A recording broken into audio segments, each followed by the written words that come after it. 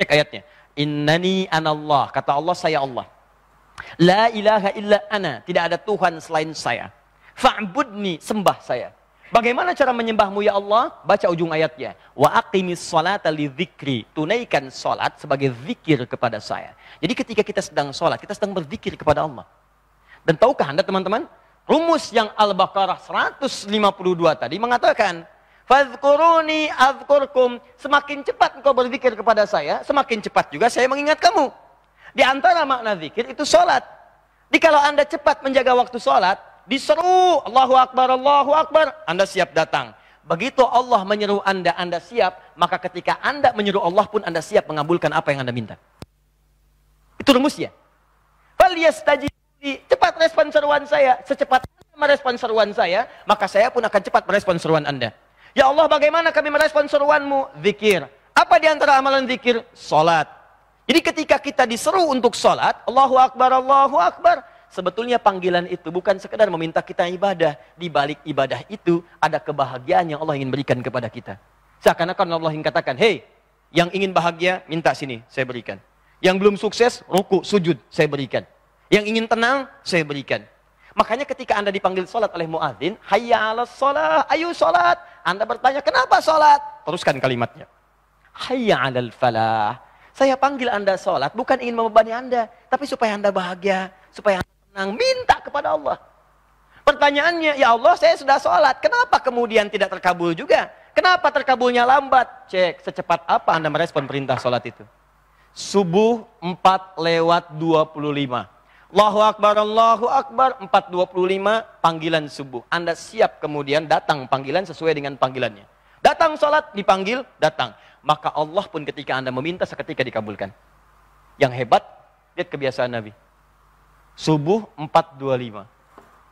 Jam 3 sudah siap-siap. Belum dipanggil, sudah datang. Maka Allah pun akan mengingat Anda bahkan sebelum Anda meminta kepadanya. Ada orang-orang yang sebelum meminta, itu sudah dipenuhi oleh Allah. Dia mau berangkat, tiba-tiba jalanan lenggang. Dia mau makan, tiba-tiba orang ngantar makanan. Dia mau buah, tiba-tiba sudah ada di rumah. Ada orang-orang tertentu yang sebelum memohon sudah dipenuhi oleh Allah. Contoh abadinya dalam Al-Quran, buka Quran surah ketiga, Ali Imran, ayat 37. Ada seseorang perempuan, Bu, yang saat pamannya setiap kali akan mengantarkan kebutuhan sudah ada di dalamnya. Saking dekatnya dengan Allah Subhanahu wa Ta'ala. Buka Quran surah 3, Ali Imran, ayat 37. Paling kiri sebelah bawah di mushaf. Namanya Maryam. Fataqabbalaha rabbuha biqabulin hasanin wa ambataha nabatan hasana wa kaffalaha Zakaria. Ya, Maryam dirawat kemudian diperhatikan oleh Allah. Setiap pertumbuhannya dijaga oleh Allah. Yang paling menarik, yang memegang kunci mihrabnya, tempat beliau ibadah, pamannya namanya Nabi Zakaria.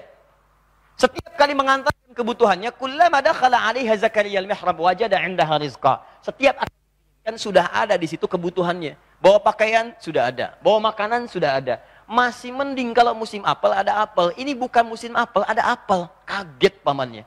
Bertanya, ya Maryam, anna laki hadza? Maryam, dari mana semua ini? Apa jawabannya? Qalat huwa min indillah. Ini pemberian dari Allah.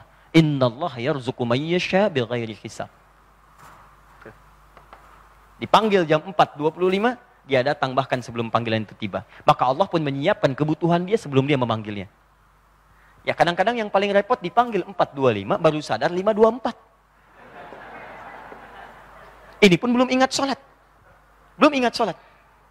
Baru bangun, astagfirullah ya Allah, Liverpool kalah gitu kan, 2-1. Wah. Jelas? Ustadz, ana mau nanya. Taib, ana mau jawab. Mengenai sholat sunnah, yang bagus sholat sunnah dikerjakan di masjid atau di rumah, lalu ke masjid. Misal, sholat sunnah 2 rakaat sebelum subuh, baiknya di rumah atau di masjid. Teman-teman, ini yang paling penting. Silakan cek hadis-hadis Nabi SAW tentang 2 rakaat sebelum subuh ini. Nabi itu umumnya mengerjakan sholat sunnahnya selalu di rumah. Umumnya dikerjakan selalu di rumah. Ya, jelas ya? Baik. Nah, pertanyaannya belum selesai. Awas, belum selesai. Awas, hati-hati, hati-hati. Dalam syarah Sahih Al-Bukhari, Fathul Bari. Awas, pelan-pelan. Maka diterangkan kemudian oleh Ibnu Hajar Al-Asqalani. Lihat hadisnya. Kenapa Nabi menunaikan salat sunnahnya di rumah? Kata beliau, idza kana baitu qariban minal masjid. Maksudnya adalah rumah Nabi itu kan dekat dengan masjid, nempel ke masjid. Bahkan sekarang di area masjid. Maka jika rumah Anda kemudian dekat dengan area masjid, maka lebih baik tunaikan sholat sunnahnya di rumah. Supaya di rumah itu banyak tempat sujudnya, banyak zikirnya, banyak pahalanya. Tempat di rumah yang sering digunakan sebagai zikir, tempat sujud, tempat sholat, nanti tempat itu pertama akan sering didatangi oleh malaikat. Malaikat rahmat. Yang itu ada di Quran surah kedua 98, namanya Mikail. Datang dia. Yang kedua, tempat itu akan menjadi saksi di hari kiamat bahwa dia pernah dipakai ibadah oleh Anda. Jelas ya?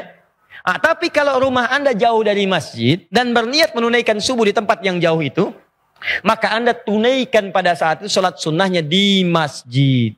Anda orang Kelapa Gading, ingin ikut kajian misalnya di Bekasi.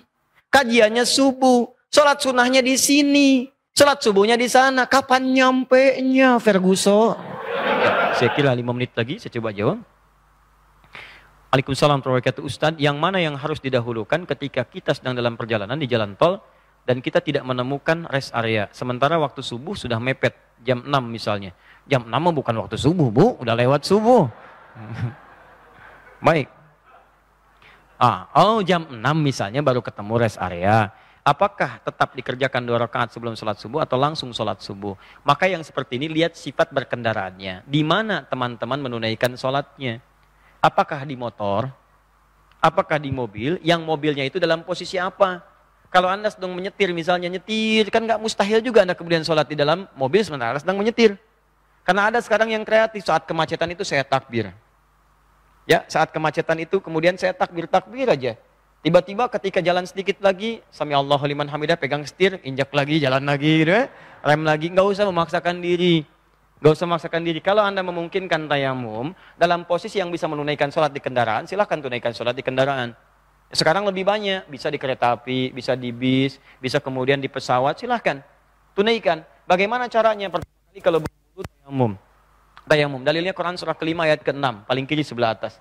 Ya fa'illam tajidu ma'a fatayammamu sa'idan thayyiba. Kalau Anda nggak mendapatkan air, tiba waktu sholat, Anda pengen sholat. Dan Anda sedang di mana posisinya? Nggak bisa menemukan air. Itu kan diposisikan salah satu di kendaraan.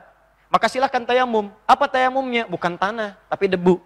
Debu itu pasti akan ditemukan dimanapun. Tapi yang menempel di tempat yang baik. Sa'idan thayyiba, menempel di tempat yang baik. Karena debu pun bisa menempel di mana saja. Debunya yang paling sunnah Ustadz, yang nampak debu, di knalpot, diginiin. Enggak, jangan. Tempat yang kotor itu. Ya silahkan di jendela, tempelkan begini. Ya, tempat kursi, jok, tempelkan begini. Kemudian tepuk, ya. Atau tiup terlebih dahulu supaya yang kasarnya tidak langsung terserap atau menempel. Setelah itu tayamum. Kalau memungkinkan sholatnya dengan sempurna di situ, di kendaraan itu, sambil duduk silahkan tunaikan. Ya, bukan dalam posisi Anda punya aspek darurat yang lain. Darurat yang lain seperti misalnya apa? Sedang mengendarai kendaraannya. Atau kondisinya pakaian Anda kena najis yang belum bisa dibersihkan. Atau kondisi yang kedua, Anda memang temannya yang nyetir, tapi posisi kendaraannya tidak memungkinkan menunaikan sholat dengan sempurna, walaupun sambil duduk. Maka pada saat itu, ada rukhsah bagi Anda. Di mana sampainya di situ, disitulah ditunaikan sholat Anda. Paham? Jelas insya Allah? Baik. Jadi kalau bisa tunaikan di kendaraan, silahkan tunaikan di kendaraan. Kalau dalam fikih Asy-Syafi'i, ada tambahan. Di kendaraan itu ditunaikan sebagai takriman, ya, di tauqitis shalah. Sebagai penghormatan kepada tibanya waktu sholat. Begitu tiba lagi di tempat yang Anda tenang, Anda tunaikan lagi sholatnya untuk mengulang yang tadi. Itu di fikih Asy-Syafi'i. Tapi di jumhur yang lain, Anda tunaikan sudah sah sholatnya.